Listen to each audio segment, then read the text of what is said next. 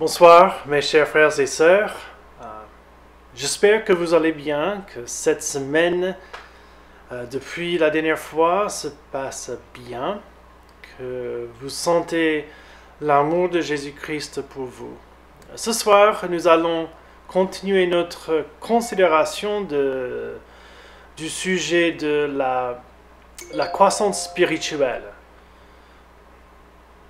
Comment pouvons-nous grandir dans nos vies spirituelles? Et on arrive à un moment où on veut faire une transition et on va commencer de parler des moyens de la grâce, ou on peut dire les canaux de la grâce.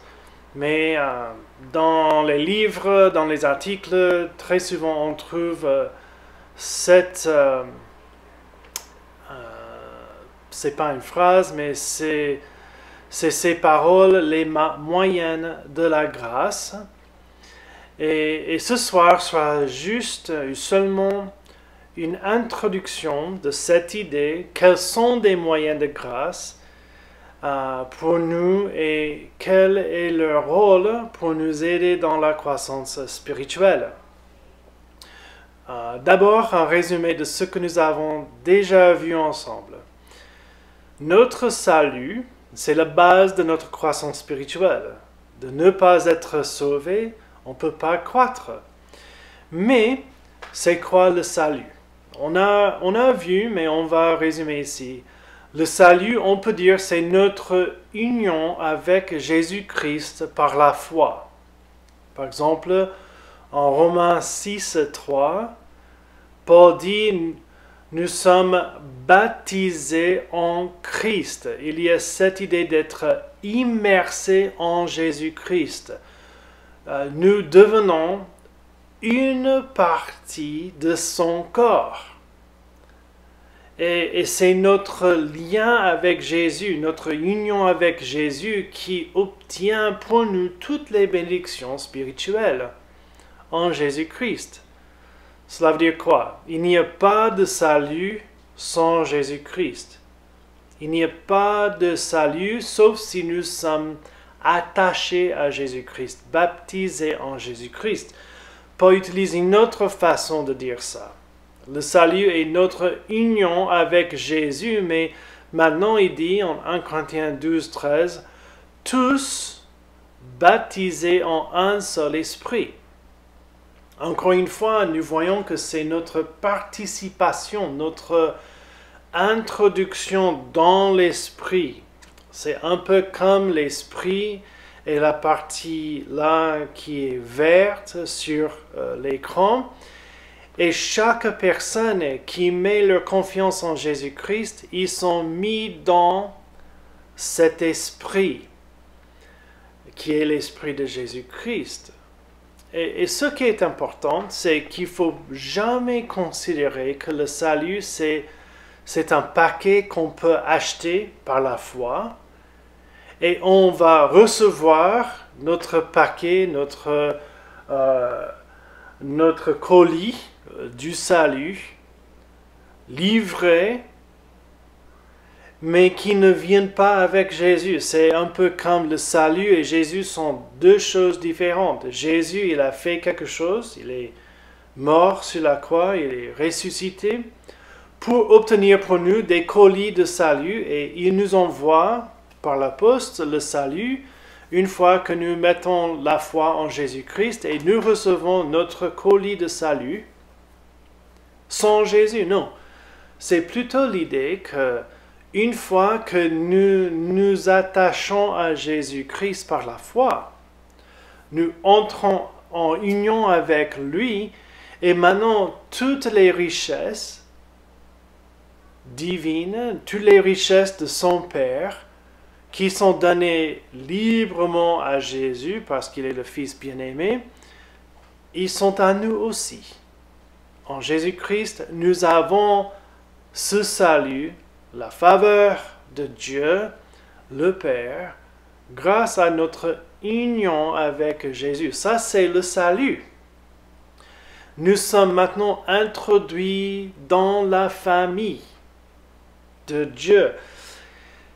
En Jésus, donc, nous pouvons dire que nous recevons toutes les bénédictions divines associées avec une nouvelle relation avec le Père. Et vous ne pouvez pas lire, j'imagine, mais ce que le diamant ici représente, c'est la nature multidimensionnelle de notre salut. Avec notre salut, nous avons l'adoption, la régénération, la justification, la sanctification, la purification. Tous ces aspects que nous avons déjà considérés font partie de notre salut en Jésus par la foi. Ça, c'est la base de la croissance spirituelle. Une deuxième chose à noter, c'est que la croissance spirituelle est liée intimement à la connaissance personnelle de Dieu à travers les moyens de la grâce. Et le petit schéma là communique quoi? Quand notre croissance, notre connaissance monte, notre croissance spirituelle monte aussi. Et quand je dis la connaissance, j'ai ajouté cet adjectif, le personnel, pour dire que ce n'est pas uniquement la connaissance des données de la Bible ou des doctrines. Ça, c'est important. Notre connaissance personnelle est basée sur la connaissance des données. Mais il est trop facile d'avoir beaucoup de connaissances factuelles sans avoir une connaissance personnelle. Et il faut qu'on prie que Dieu nous aide de ne pas avoir les têtes pleines des données sur Dieu et sa doctrine, et de ne pas avoir des cœurs qui sont attachés à lui. Nous devenons, dans ce cas-là, nous devenons un peu comme des pharisiennes. Avec les lèvres, ils sont proches à Dieu, mais leurs cœurs sont loin. Attention. Et ce que je voulais juste communiquer ici, c'est que quand notre connaissance personnelle de Dieu augmente, notre croissance spirituelle monte. Mais ce n'est pas une ligne directe sans interruption. Vous voyez là, on a l'approchement, l'éloignement, approchement, l'éloignement, l'approchement, l'éloignement. Ça, c'est la vie chrétienne. Mais la question, c'est qu'est-ce que nous pouvons faire pour diminuer l'éloignement et pour augmenter l'approchement. Et ça, c'est le sujet des moyens de la grâce. D'accord? Une petite définition. C'est quoi les moyens de la grâce? Ils sont les canaux par lesquels Dieu donne à son peuple la puissance spirituelle.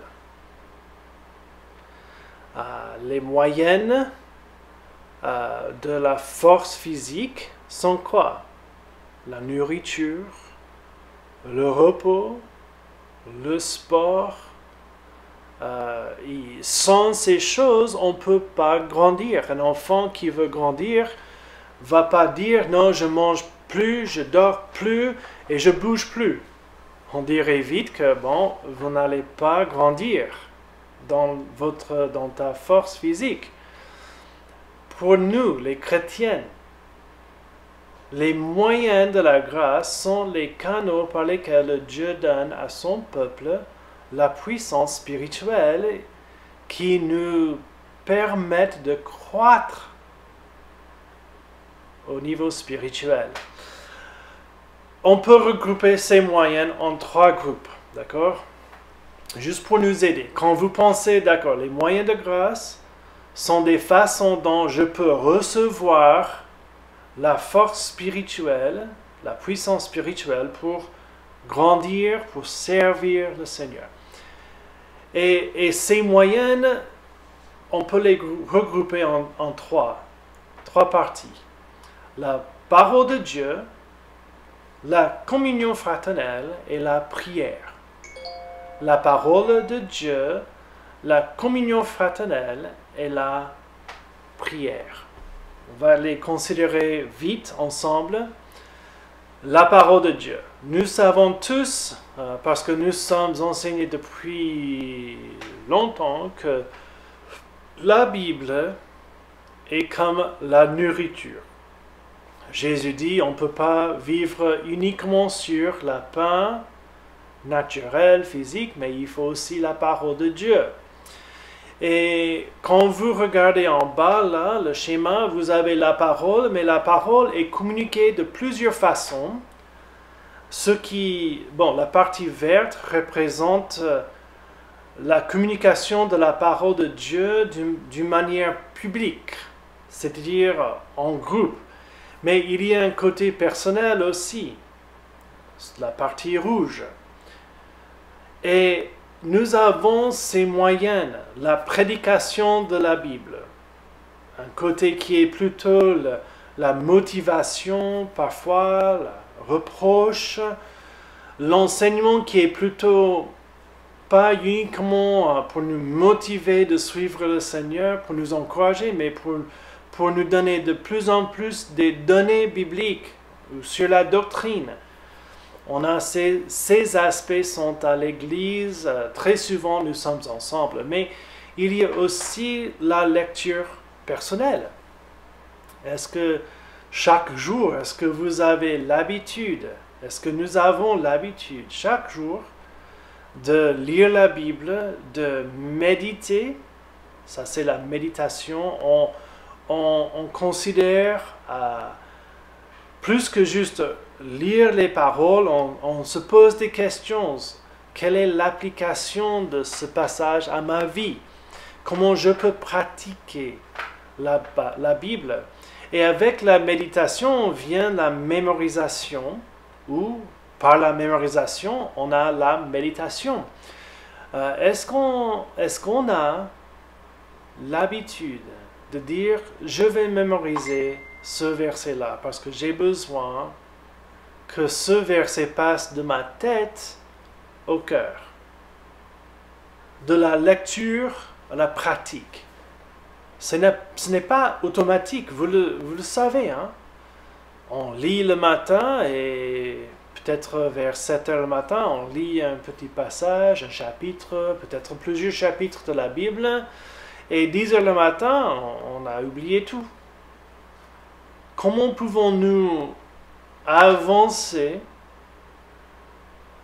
pour utiliser la parole de Dieu comme un moyen de la grâce? Il faut planifier, de lire, mais aussi de méditer et mémoriser. Et peut-être nous avons besoin d'utiliser la technologie que nous avons aujourd'hui pour avoir des rappels. Le matin, on lit. Peut-être quand on déjeune, on médite. Et le dîner, on utilise pour parler avec quelqu'un. Si on a quelqu'un à côté, je vais parler avec eux par rapport à ce que j'ai lu. Et quand nous faisons ça, nous avons au moins 3 fois par jour la possibilité d'utiliser la parole de Dieu pour notre bien et pour le bien des autres personnes autour de nous. Je vous ai donné pas mal de passages, mais on va juste regarder 2 Timothée 3. Vous connaissez. Mais Paul vient de dire à Timothée, vous êtes instruit dans les Écritures, la Bible, dans l'Ancien Testament, dès votre enfance. N'oublie pas. Et pourquoi? Toute écriture est inspirée de Dieu. Ça vient de Dieu. Et toute écriture est utile pour enseigner. D'accord? C'est l'addition des données.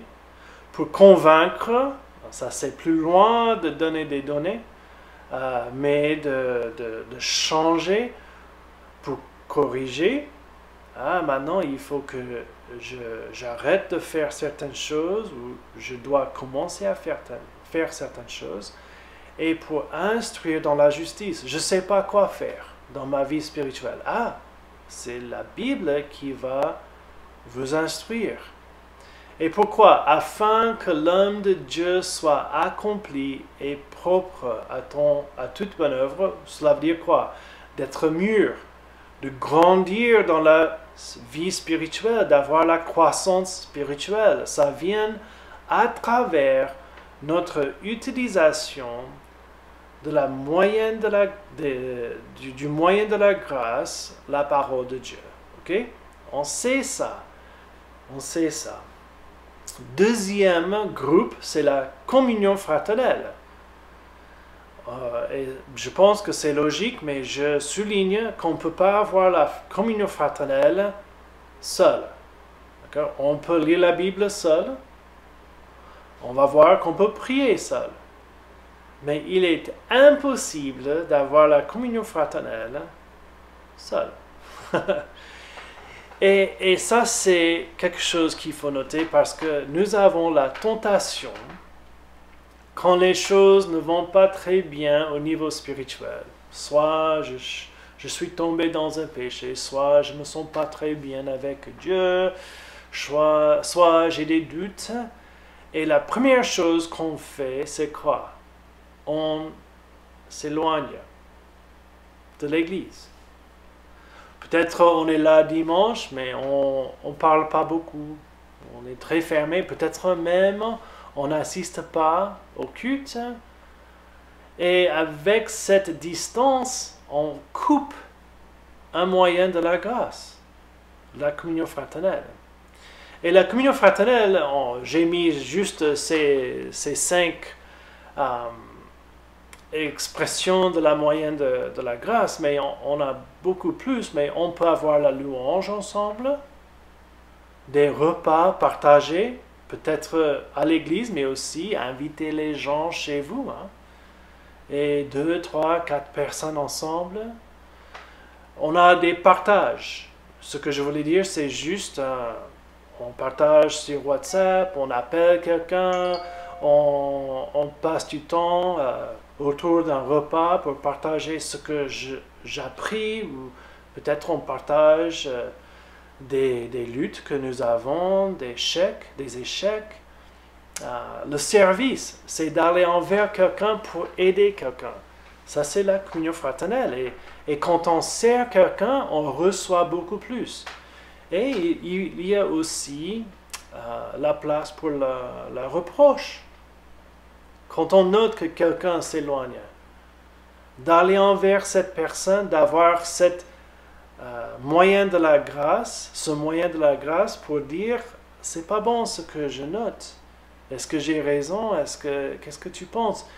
Et dans cette communion, la grâce de Dieu coule, et pas uniquement pour celui qui est reproché, mais pour celui qui fait la reproche.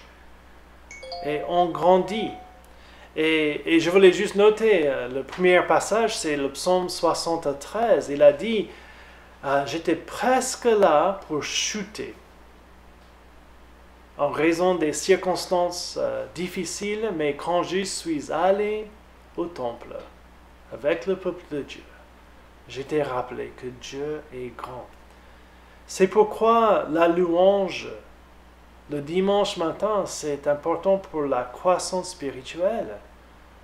Nous voyons, oui, mes frères et mes sœurs me rappellent que Dieu règne, que Jésus-Christ est ressuscité, que le maintenant, ce n'est pas la seule chose qui existe, on vit pour l'après. Et on va juste regarder un seul passage ensemble, mais Acte 2, 42. Acte 3, Acte 4, nous voyons que les premiers chrétiens, ils vivaient ensemble. Et ici, nous voyons, ils persévéraient dans l'enseignement des apôtres, d'accord? Mais il faut être ensemble, dans la communion fraternelle, dans la fraction du pain et dans les prières. Et peut-être les prières étaient un peu chaque personne, mais en gros, le contexte ici, c'est qu'ils étaient tous ensemble, pour être enseignés ensemble, pour avoir la communion fraternelle, dans la fraction du pain et dans les prières. Et quelle était le résultat de toutes ces choses qu'ils faisaient ensemble, la communion fraternelle qu'ils avaient, c'était quoi? Leur témoignage. À cette époque-là, tout le monde pensait bien d'eux. Même s'ils n'étaient pas prêts pour devenir un chrétien, ils disaient quelque chose de bien ici. Et ce que les actes des apôtres de Jésus-Christ nous apprend, c'est quoi? Il y avait chaque jour des personnes rajoutées à l'Église. Comment pouvons-nous avoir une vie vibrante comme ça? Un moyen de la grâce, c'est la communion fraternelle. On ne peut pas avoir ça sans passer du temps avec les frères et les sœurs. Le troisième groupe, les moyens de la grâce, c'est la prière. Et encore une fois, nous voyons que nous avons deux aspects, l'aspect personnel et l'aspect public. L'aspect personnel, c'est difficile, tout le monde le dit, hein, les chrétiens de tous les continents, de tous les pays disent la prière personnelle, c'est difficile, l'habitude, la discipline. Et c'est vrai. Et il faut toujours croître. Mais la question n'est pas est-ce que je prie bien, est-ce que je suis très fort, mais la question c'est juste est-ce que je prie? Des prières courtes, des prières moyennes, les prières longues, les prières quand je suis découragé, les prières quand je suis content, les prières de louange, de gratitude, de demander ce qu'on veut.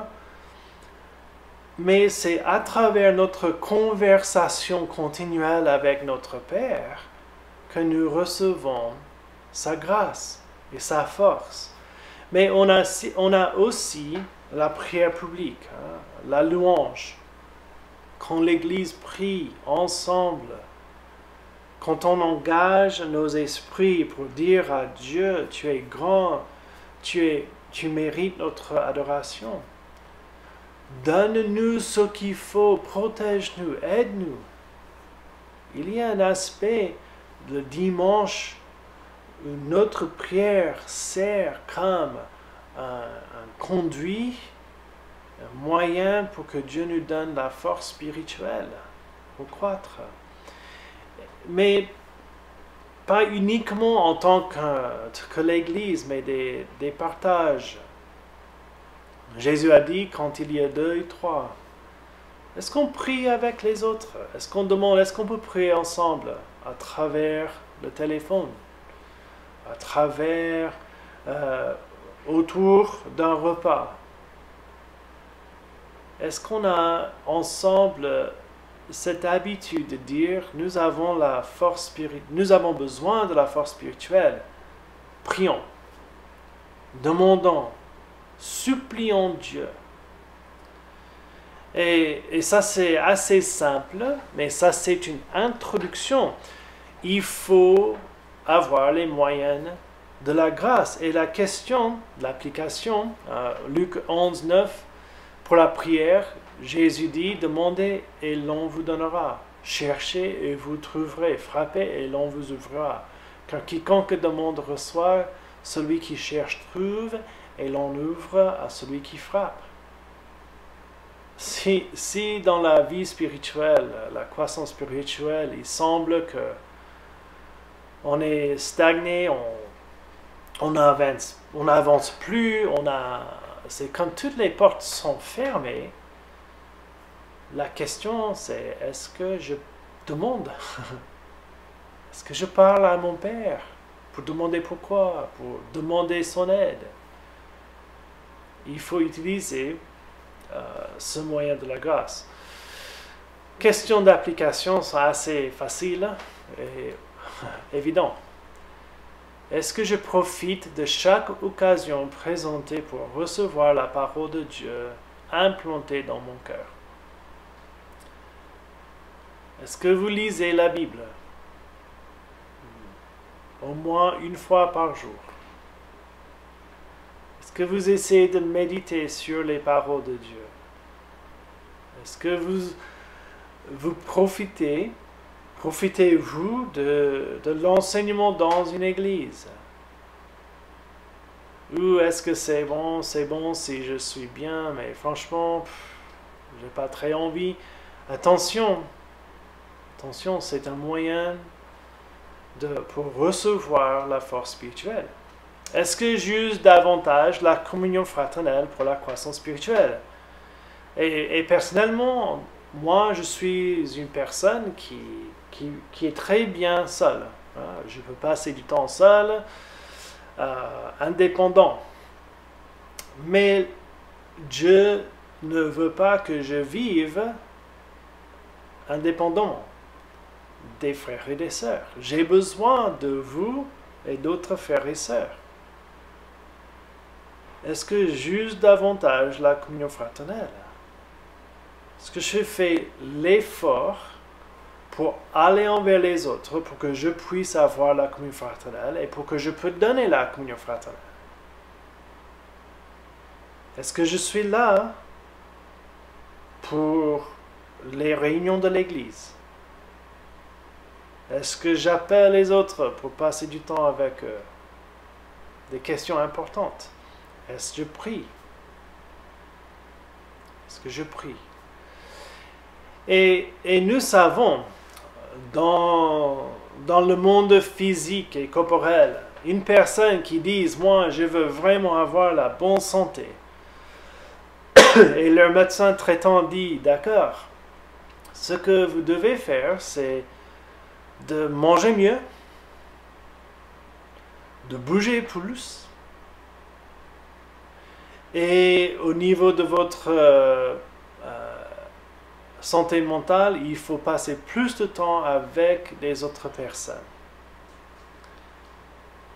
Et la personne dit « Oui, d'accord. » Il rentre chez lui et il commence à manger des chips,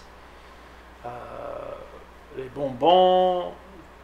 Il mange rarement des légumes, des fruits. Il mange trop des boissons sucrées. Et il dit « Oui, je sais que je dois faire le sport, mais quand même, c'est difficile. » Et il reste chez lui, il bouge presque rien. Et elle bouge presque rien. Et cette personne, je veux bien parler, mais je suis un peu découragé aujourd'hui, je suis fatigué. Je ne vais pas parler avec les voisins, ni la famille. Est-ce que cette personne va-t-elle faire du progrès? Non. Il faut utiliser des moyens pour grandir. Il faut manger des bonnes choses, il faut bouger beaucoup, il faut passer du temps avec les autres pour recevoir l'encouragement. C'est la même chose pour nous, mes frères et sœurs. Il faut avoir cette idée dans nos esprits. J'ai besoin des moyens de la grâce. La parole de Dieu, la communion fraternelle et la prière. Est-ce qu'ils ont une place dans ma vie spirituelle? Et sinon, on ne peut pas grandir. Mais à travers ces trois moyens, Dieu nous donne la force spirituelle qui nous permettent de grandir et de devenir de plus en plus comme notre Sauveur Jésus-Christ, qui puisse nous aider dans cette voyage, cette vie spirituelle, que nous puissions grandir. Prions ensemble. Père Céleste, nous te remercions pour tout ce que tu nous donnes en Jésus-Christ, mais aussi ces moyens qu'on puisse avancer dans notre salut, grandir dans notre salut. Aide-nous en tant qu'une Église de devenir de plus en plus comme notre Sauveur, d'utiliser ces moyens pour recevoir la force spirituelle, la puissance spirituelle pour une vie de service et une vie qui convienne à toi.